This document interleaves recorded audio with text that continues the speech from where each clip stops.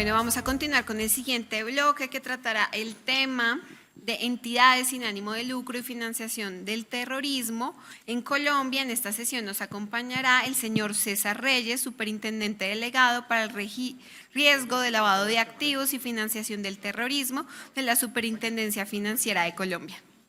Buenas tardes para todos. Un gusto saludarlos. Yo sé que la jornada ha sido larga, ya están cansados, es puente, afuera en la calle está haciendo bastante frío, pero chévere que estén todavía aquí sentados escuchándonos a la Superintendencia Financiera.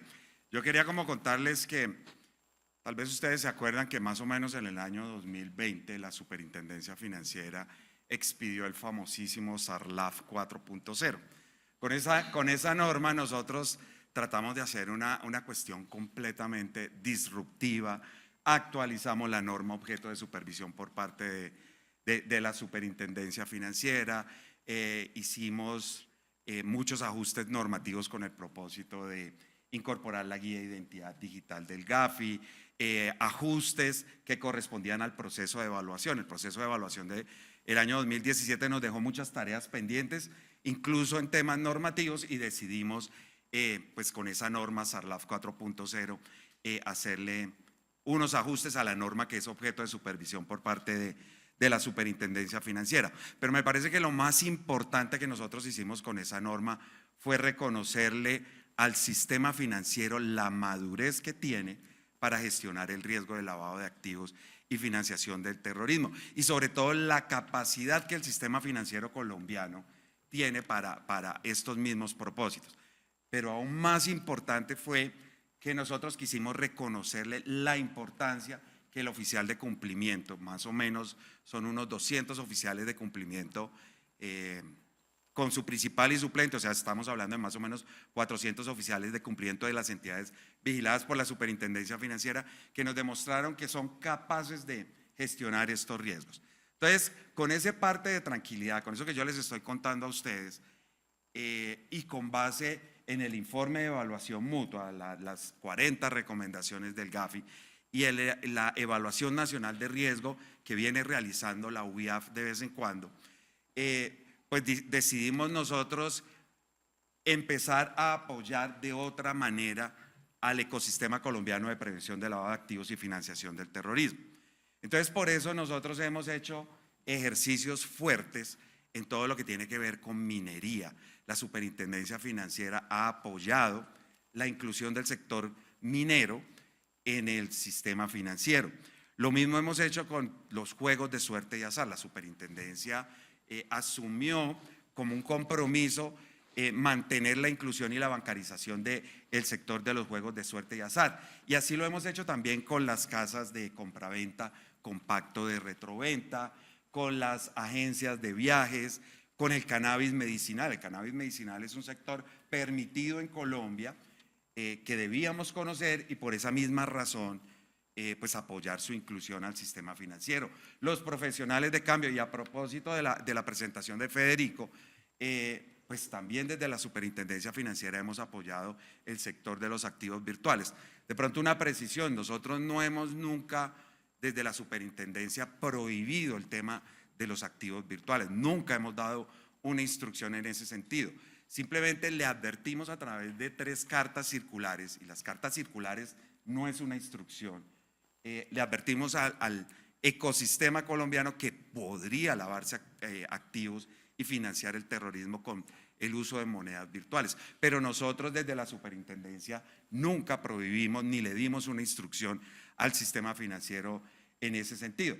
Y esto llegó hasta el Consejo de Estado. Al Consejo de Estado demandaron esas 3 cartas circulares, una del año 2014, la otra del 2015 y una última del año 2017, y el Consejo de Estado simplemente dijo: la Superintendencia Financiera no dio ninguna instrucción, simplemente advirtió. Entonces, esto se los cuento es para precisar un poquito que nosotros desde la Super hemos venido apoyando estos sectores que de alguna manera son estigmatizados, que les generan algún tipo de de-risking, pero también dijimos: hagamos las cosas de una manera diferente.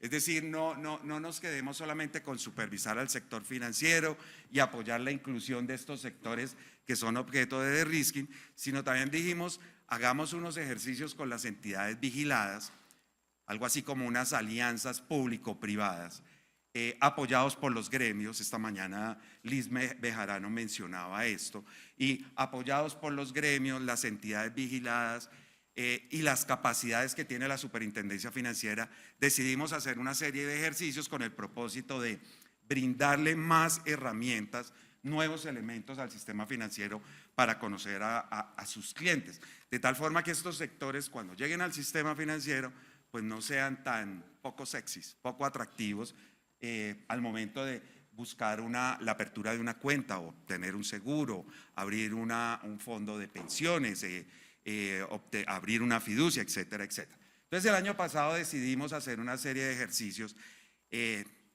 dentro de los cuales pues hay algunos que resultaron muy chéveres. Por ejemplo, ¿cuál es la vulnerabilidad del sistema financiero en esos municipios que siembran coca? Es decir, si el sistema financiero se puede ver expuesto a un contagio en los municipios cocaleros del país. Y la conclusión es no. Estos ejercicios, estos informes sectoriales que yo les voy a mencionar, los estamos publicando en la página de internet de la Superintendencia, que me parece chévere que ustedes lo conozcan, que ustedes los miren, porque quedó claro en ese estudio que realizamos, y es que el sistema financiero que tiene presencia en los municipios cocaleros no se va a ver afectado por un tema reputacional o de contagio. Hicimos un ejercicio de distorsiones en operaciones de comercio exterior, y esto es tomando información de fuentes públicas, la información que tienen las entidades vigiladas por la Superintendencia Financiera y también información que nos reportan las entidades. Entonces ahí llegamos a tener unos resultados interesantes. Estamos haciendo un ejercicio de delitos contra la administración pública y un zoom, así como una red de la que mostró Federico en la antepenúltima diapositiva. Tenemos unas redes de cómo es ese contagio que podría existir en las operaciones, particularmente de los políticos, campañas políticas, partidos políticos y personas expuestas políticamente. Hicimos un ejercicio sobre APNFDs. Ustedes saben, las APNFDs no son supervisadas por la Superintendencia, pero dijimos, vamos a buscar la forma en que podamos brindarle algo más al sistema financiero para que cuando uno de estas APNFDs lleguen al sector financiero, pues no vaya a haber ese tipo de restricciones. Entonces hicimos un ejercicio sobre notarios, ahí hay unos resultados bastante interesantes, y un ejercicio adicional sobre las inmobiliarias, que esa es otra de las industrias que forman parte de este sector conocido como APNFD.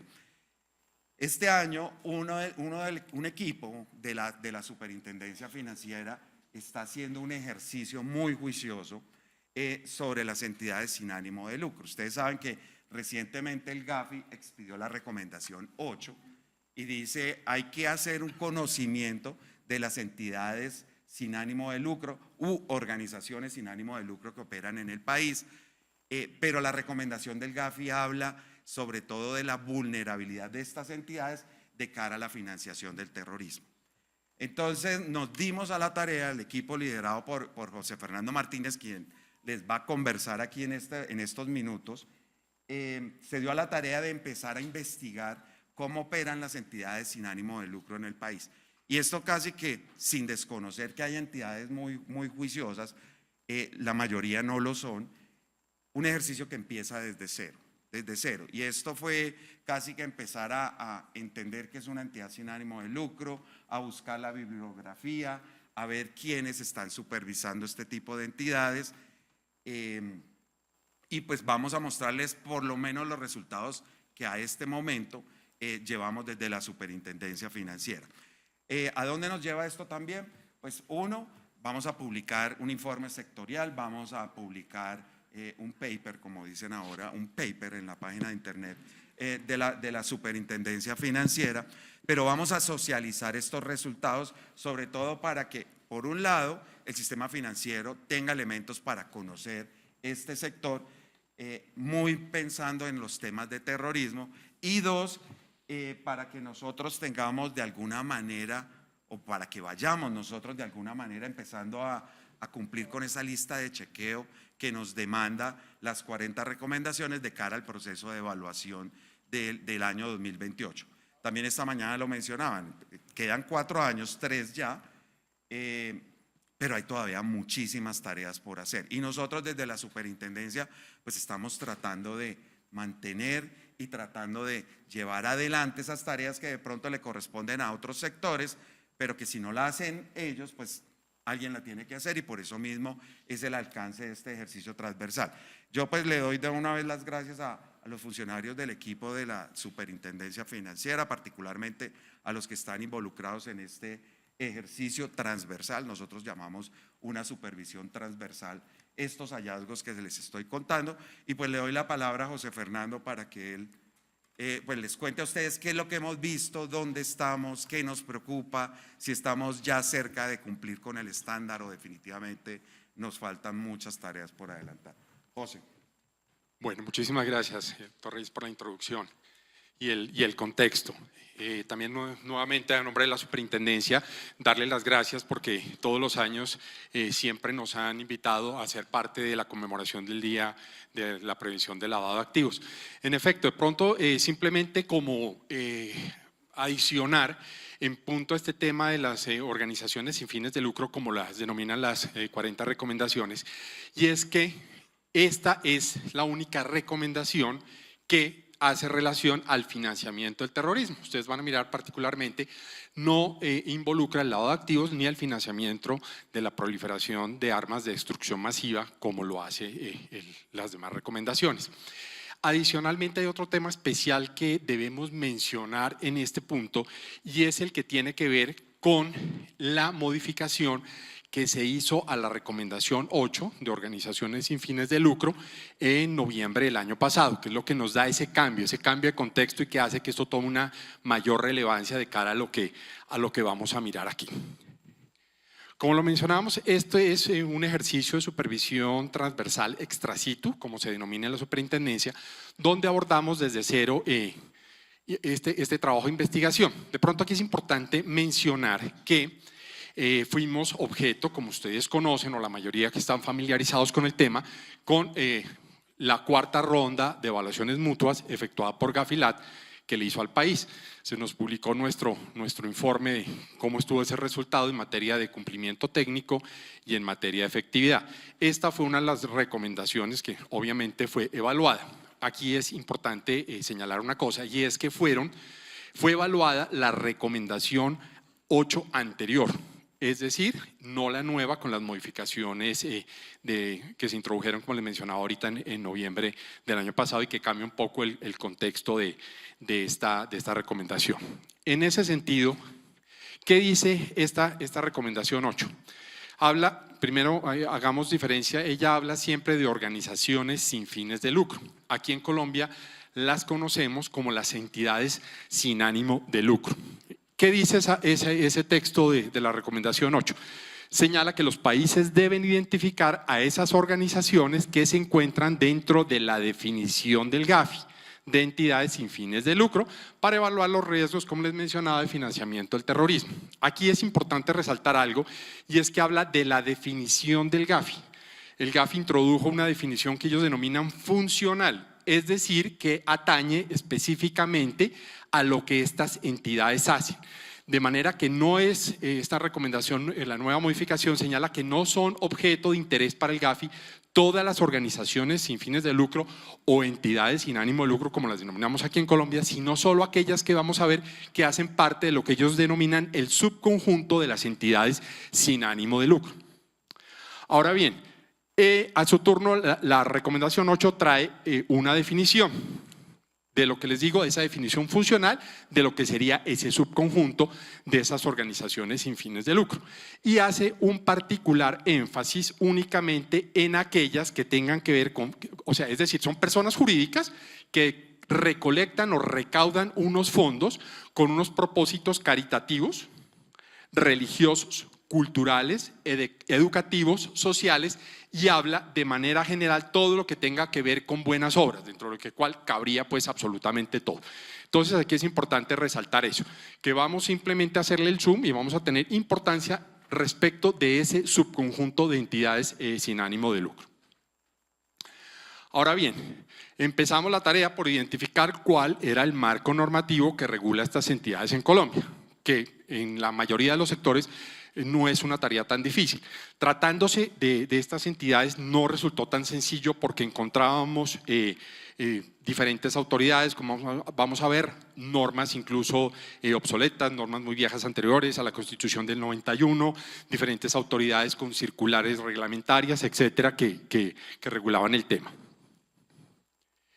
Entonces, fundamentalmente, aquí debemos señalar que tenemos una norma en la Constitución Política de Colombia que entrega esa facultad al presidente de la República para que realice las actividades de inspección, vigilancia y control.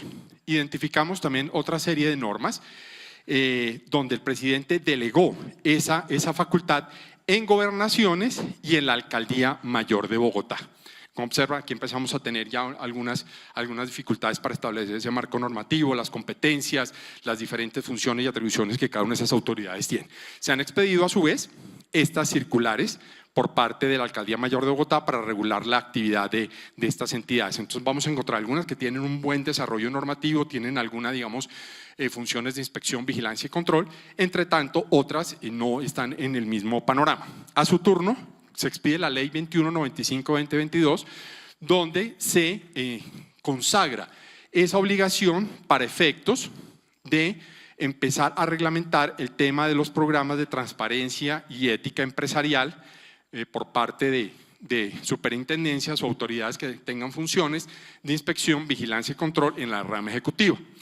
En este sentido, encontramos que en Antioquia sí se han expedido ya alguna normativa y han avanzado a ese propósito.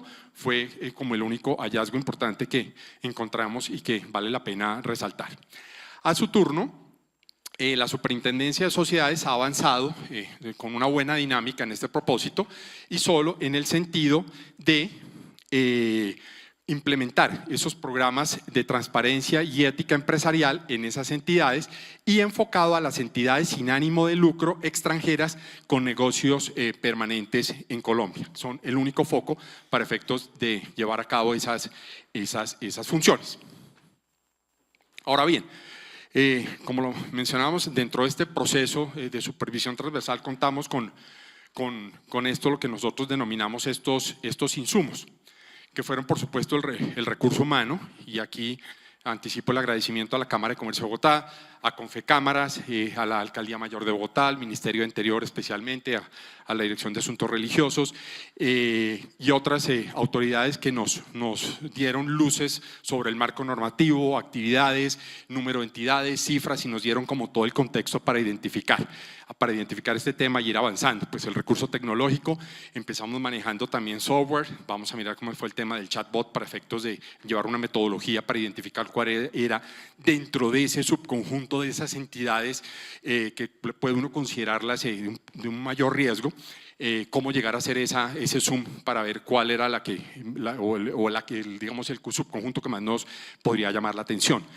También tuvimos en cuenta estas bases de datos asociados, específicamente nos dieron información del DANE, la Superintendencia de Sociedades, a quien agradecemos las reuniones que sostuvimos con ellos, las cifras, los datos que nos entregaron, Alcaldía Mayor de Bogotá, como mencionado, Confecámaras, y en fin, toda suerte de datos abiertos que nos resultó posible conseguir. De otra parte, pues también por supuesto consultamos las fuentes bibliográficas, especialmente las guías que ha expedido Gafilat en materia de organizaciones sin fines de lucro. Tenemos la Evaluación Nacional de Riesgo 2022 que lideró la UIAF aquí en Colombia. Tenemos lo que se mencionó en el documento COMPES 4042. Por supuesto, lo que se dijo en el informe de evaluación mutua de Colombia, donde hubo unos hallazgos, como vamos a ver un poco más adelante, en materia de cumplimiento técnico y efectividad.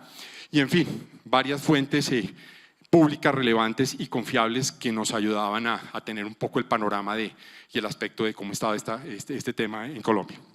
Ahora bien, en cuanto al contexto, entonces lo primero que quiero aquí resaltar, que nos parecía importante, era mirar cuáles fueron esos resultados en la evaluación mutua de la cuarta ronda como les mencionaba, cuarta ronda de Gafilat, pero a su vez nos llamó la atención incluir aquellos países que fueron objeto de esas evaluaciones en el GAFIC, para efectos de ver y determinar cómo hacer un diagnóstico inicial de ver cómo estábamos, si habíamos salido bien, regular o mal, o estábamos muy rezagados, para verificar en materia de cumplimiento técnico efectividad cómo estaba nuestro país. Entonces, al hacer esa valoración de todos los informes de evaluación mutua, tomando, como les mencionaba, primero cumplimiento técnico, cómo nos fue y cada país qué observaciones tenía, encontramos y resaltamos que Colombia estuvo dentro del 50% de esas entidades que tuvieron una calificación de parcialmente cumplida.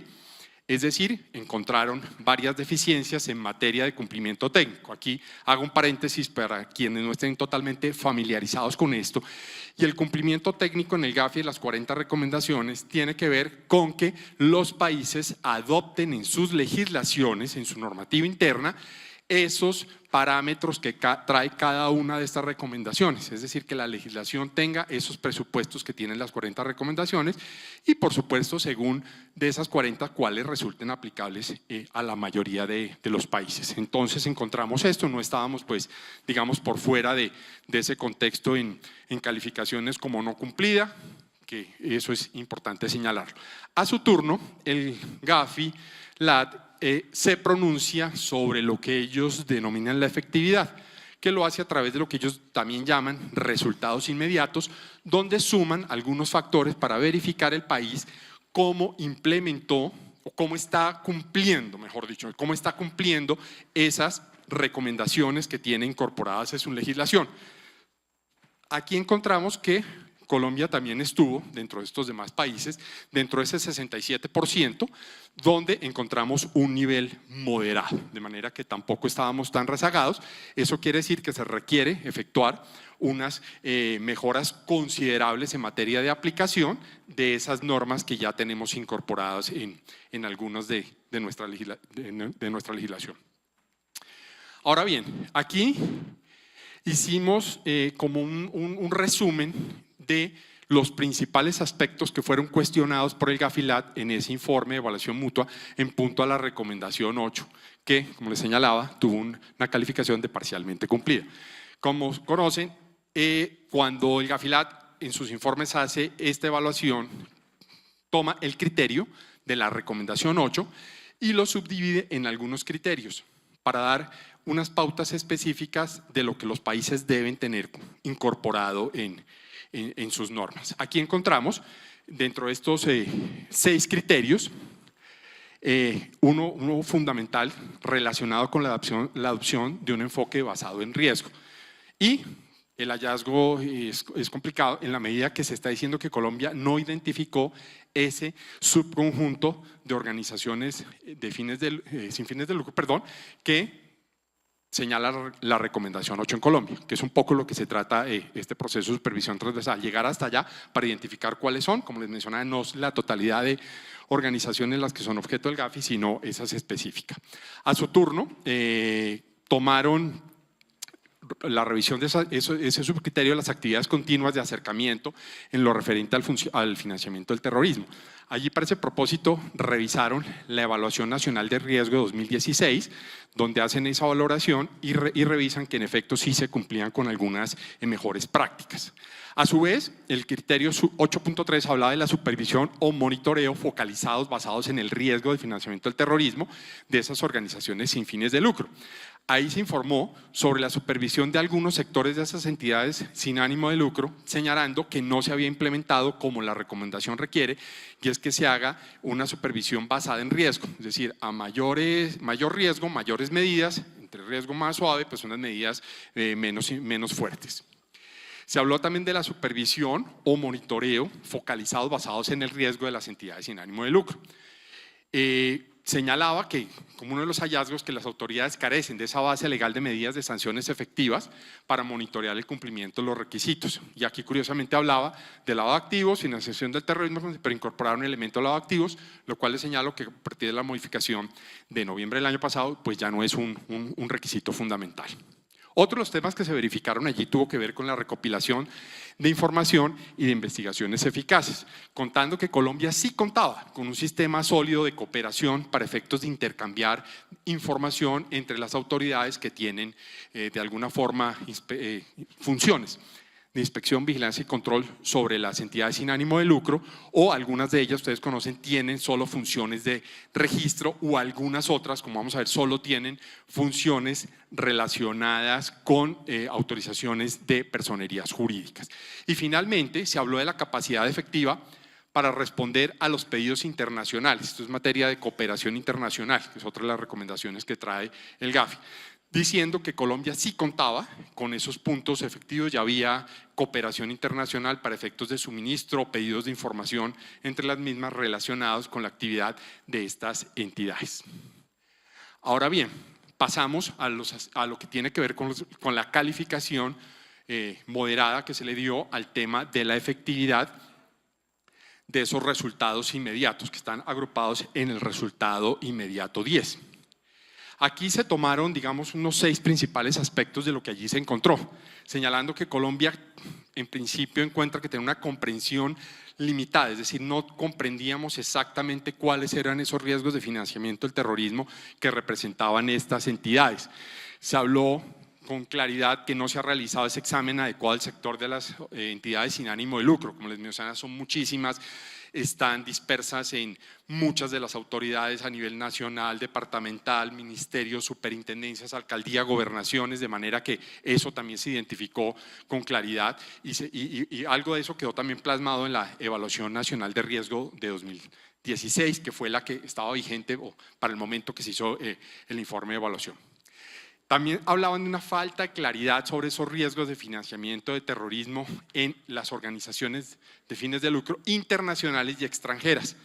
Sobre esto también indagamos porque no había mayor información y encontramos cuáles eran esas entidades y cuál era el riesgo que estas mismas representaban. Se habló como de manera positiva que había algo de capacitación, pero de todas maneras que esa capacitación era limitada y con un bajo nivel de efectividad, pues como es apenas natural en este tipo de sectores.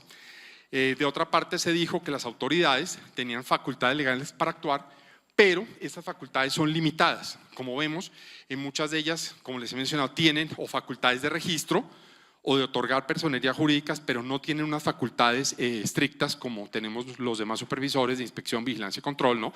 Realizar visitas de inspección, tener, digamos, como todo un control e incluso imponer sanciones cuando se lleguen a evidenciar deficiencias en esa aplicación de ese marco normativo.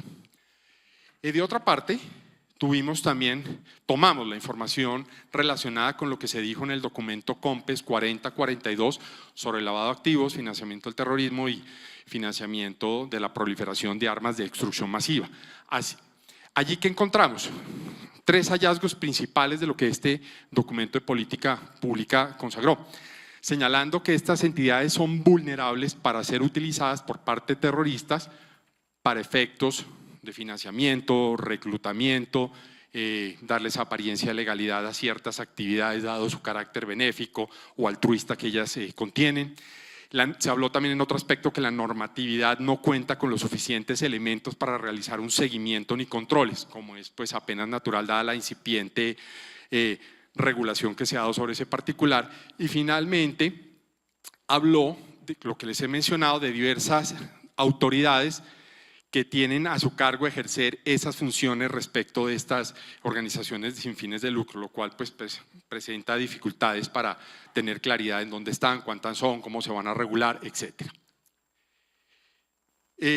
Tratándose de la Evaluación Nacional de Riesgo actual, la última que realizó la UIAF y de manera digital, encontramos también que unos hallazgos los cuales era importante tomar para este proceso de supervisión, en relación con los cuales dice que dieron una calificación definitiva de medio alto.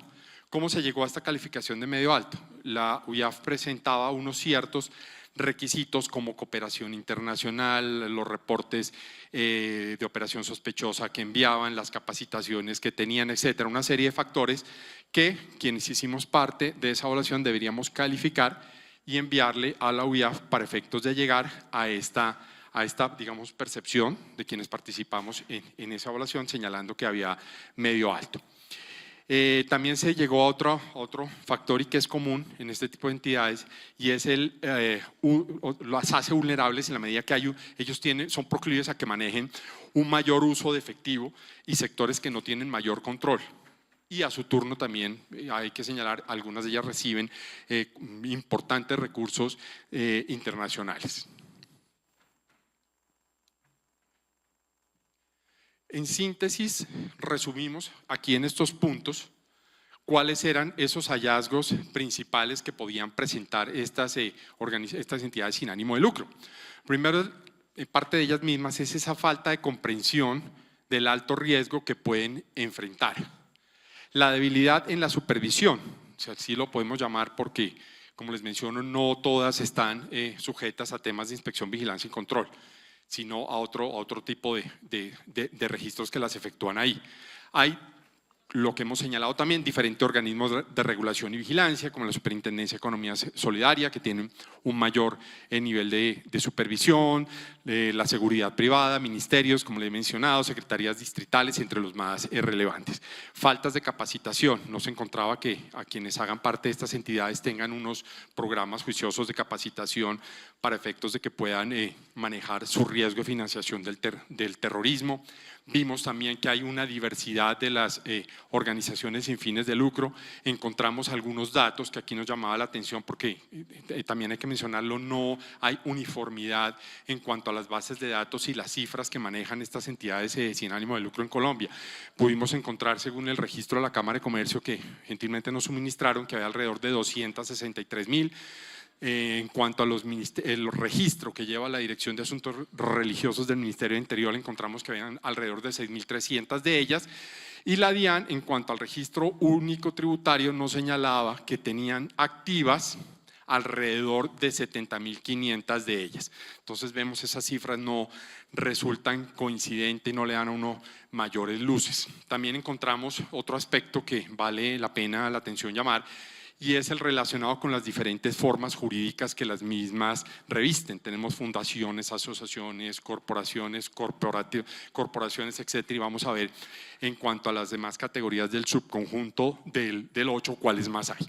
Encontramos deficiencias en coordinación interinstitucional de las entidades que las tienen a cargo y una dificultad para identificar cuáles eran esas organizaciones sin fines de alto riesgo, que es lo que nos estaba pidiendo el cumplimiento de la recomendación 8 en el informe de evaluación mutua. ¿Cuáles son las categorías de estas cesales en Colombia? Entonces tenemos, digamos, este gran panorama. Este gran panorama tenemos las que se hablan, en primero, que tienen que hacer el registro en la Cámara de Comercio, que hablábamos que eran alrededor de 263.000. Las que no se registran en Cámara de Comercio, pues obviamente un dato que no lo tenemos, hacemos el zoom en financiamiento de terrorismo, en las 40 recomendaciones, cuáles son las que están en ese subconjunto, para llegar a mostrarles más adelante cuál es ese subconjunto de estas entidades sin ánimo de lucro que hacen parte y que nos pide la recomendación 8. Ahora bien, otro tema fundamental tiene que ver con el uso indebido para el financiamiento del terrorismo de estas entidades. Entonces, la nota interpretativa de la recomendación 8 nos habla que son vulnerables y pueden ser utilizadas para financiar el terrorismo porque pueden ser proclives a esa explotación por parte de terroristas y organizaciones de terroristas, principalmente para 4 aspectos: recaudar y mover fondos. Segundo, proporcionar apoyo logístico en materia de financiación del terrorismo, fomentar o facilitar el reclutamiento de terroristas a través de estas organizaciones sin fines de lucro, y finalmente habla de cualquier otra forma que tenga como propósito ayudar a estas organizaciones terroristas. Ahora bien, llegamos a ese subconjunto de las entidades sin ánimo de lucro que habla la recomendación 8. Aquí encontramos, hicimos un zoom entre las más relevantes de ellas. Encontramos una que están agrupadas lo que se denominan los partidos y movimientos políticos, que están regulados por esta normativa que señalamos aquí. Tienen inspección, vigilancia y control por parte del Consejo Nacional Electoral. A su vez tenemos las denominadas asociaciones, corporaciones y fundaciones, que hace parte de estas mismas, las que son las instituciones de utilidad común, encontramos esa regulación y esa reglamentación detallada en el decreto 2150 del 95, tienen inspección, vigilancia y control, están domiciliadas en Bogotá y lo ejerce la Alcaldía Mayor de Bogotá a través de esta dirección. Tenemos a los indígenas, cuyas denominaciones encontramos corporaciones, asociaciones, fundaciones creadas para adelantar actividades en comunidades indígenas. También tienen funciones de inspección, vigilancia y control, las ejerce el Ministerio de Interior a través de la Dirección General de Asuntos Indígenas. Posteriormente tenemos las juntas de acción comunal, también tienen una regulación, tienen funciones de inspección, vigilancia y control, las hacen a través del Instituto Distrital para la Participación y Acción Comunal y de PAC. Y llegamos a las entidades religiosas, que hace parte de las mismas las iglesias, confesiones, denominaciones religiosas, federaciones, confederaciones y asociaciones de ministros. Tienen regulación, la ley 133 del 94, aunque un poco antigua, pero tienen esas funciones y se ejercen a través de esas funciones se ejercen a través del Ministerio del Interior, de la Dirección de Asuntos Religiosos. Bueno, adelantado ya todo este tema y teniendo más o menos ese panorama de cuál es el estado del arte de las entidades sin ánimo de lucro en Colombia, posteriormente lo que hicimos fue pensar en una metodología para calificar el nivel de riesgo de estas entidades y poder llegar, digamos, a hacer el zoom a cuál de todas estas categorías de entidades podrían estar más expuestas para el riesgo de financiamiento del terrorismo. Para ese propósito creamos una valoración denominada método de expertos, donde tomamos estos criterios de la nota interpretativa de la recomendación 8 para efectos de darle un porcentaje a cada una y dar una calificación. Tomamos lo que tiene que ver estos criterios de cumplimiento técnico y a su turno tomamos cómo íbamos a hacer la evaluación de la efectividad, acudiendo también a estos criterios que tiene la nota interpretativa. Les dimos un porcentaje a cada uno de esos criterios y nos dio un resultado. Posterior a ello, para efectos de verificar, como han mencionado el curso del día, temas de inteligencia artificial y cómo nos acercábamos, cogimos inteligencia artificial, 2 de estos aplicativos, les subimos esta información, subimos los datos que teníamos a ver qué nos arrojaba y nos confirmó lo que nosotros habíamos efectuado a través de este método de expertos para arrojarnos que las organizaciones sin fines de lucro de asuntos religiosos eran aquellas que podían tener un riesgo superior a las demás que hacen parte de ese mismo subconjunto. ¿Cuáles son esas principales vulnerabilidades que uno puede encontrar en las organizaciones sin fines de lucro de asuntos religiosos? Que tienen flujos financieros significativos, tanto nacionales como extranjeros. Tienen una falta de transparencia y controles internos, la mayoría de ellas simplemente obtienen una personería jurídica en el Ministerio del Interior. Tienen presencia internacional, como vamos a ver en detalle más adelante cómo operan. Relaciones con actividades caritativas o sociales, lo cual no está mal, pero las hace vulnerables porque a través de estas que los delincuentes pueden utilizarlas de fachada, dado ese altruismo que las caracteriza para acudir al financiamiento del terrorismo. Algunas de ellas operan en zonas de frontera o de conflicto armado, como vamos a ver más adelante en detalle. Forman parte de una red más amplia de personerías jurídicas controladas por individuos que no son identificados. Eso, digamos, de manera general, lo mayor que encontramos. Ahora bien, tomamos a su vez, para tener, digamos, más elementos de juicio, hicimos una identificación del total de estas entidades por departamentos en Colombia, el número que ellas tenían, y las identificamos en este mapa para saber en qué lugares de Colombia y qué departamentos encontrábamos más de ellas, y eso a su vez lo contrastamos con los índices de casos de terrorismo en Colombia, con unas cifras a septiembre de este año, tomando también el departamento, las cifras de la cantidad de actos reportados para hacer ese cruce y ver cuál era la coincidencia entre la presencia de esas entidades y los temas que se han presentado de financiamiento del terrorismo. A su vez, acudimos a hacer, nos pareció interesante coger y hacer este ejercicio, es de mirar cuáles de esas entidades religiosas por carácter confesional, cuáles había, cuál era el número total de ellas, qué tipo de ellas había y cuál era el mayor número, para identificar que las que más deben llamar la atención son las cristianas con un 99%. ¿Cuál es la participación de estas entidades religiosas según tipo de personería jurídica? Esta es información que nos regala el Ministerio del Interior. Y hay dos categorías fundamentales, que son las denominadas especiales y las extendidas.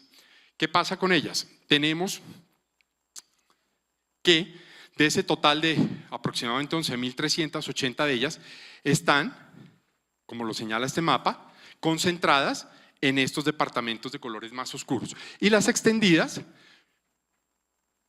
en los departamentos que aquí marcamos con este mayor color y vemos cuál es la coincidencia para un total de 11.380 entidades religiosas en Colombia. Otro tema que nos, reafirmó que el ejercicio iba por un buen camino, que estamos llegando a las conclusiones acertadas, es que a lo largo del proceso de supervisión encontramos varias noticias de prensa que llamaban la atención relacionadas con temas de entidades sin ánimo de lucro de carácter religioso. Encontramos un sinnúmero de noticias, aquí como las más relevantes, incluso relacionadas con una de las direcciones que nos aportó información y nos dio pues la mayor cantidad de datos al respecto. A su turno, identificamos de la guía del Gafi cuáles podrían ser esas mejores prácticas para combatir el uso indebido de las entidades sin ánimo de lucro para el financiamiento de terrorismo. Esto de una manera muy rápida, es un documento que por supuesto se puede nutrir de una mejor manera y hacer un trabajo más juicioso, pero preliminarmente hicimos esta identificación de cada uno de estos aspectos, de cómo combatir el financiamiento del terrorismo, cómo garantizar ese acceso a las ESALes y cómo se pueden proteger esas entidades sin ánimo de lucro del financiamiento del terrorismo. Y todo esto, como les digo, la fuente está aquí, si la quieren consultar en detalle. Esto es, apenas una síntesis de lo que en la misma encontramos.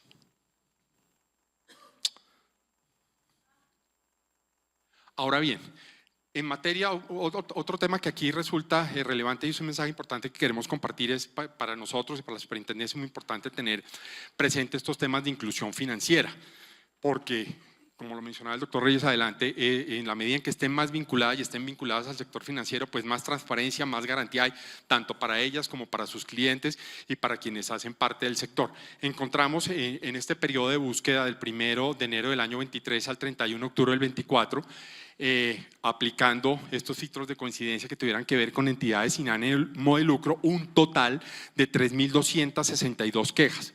Para resaltar el número tan limitado y tan pequeño, encontrando 4 quejas relacionadas con una junta, con una JAC y 3 quejas presentadas por una ESAL fundación.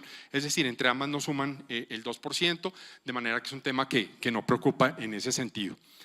A su turno quisimos mirar cómo estaban esas entidades vinculadas al sector financiero. Encontramos que efectivamente tienen operaciones activas de crédito, se les han otorgado estas cifras en créditos, es decir, son clientes del sector financiero, acceden a estos créditos. Específicamente dentro de esa definición del Gafi tenemos estas 9 SIU, el código SIU 9 identificado, que tienen créditos de esas 188 tipos SIU.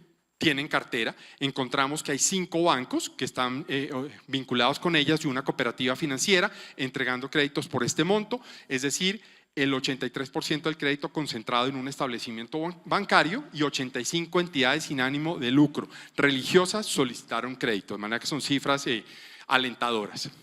A su vez, verificamos que esas entidades religiosas cómo estaban vinculadas con el sector financiero. Encontramos que estaban básicamente en 3 tipos de entidades, con 19 bancos, 6 compañías de financiamiento, 3 cooperativas financieras, con las cifras que están ahí y fundamentalmente con estos productos. Tenemos cuentas de ahorro y CDT, cuentas corrientes y CDTs, de manera que hay inclusión financiera, acceden al sistema financiero como lo podemos evidenciar.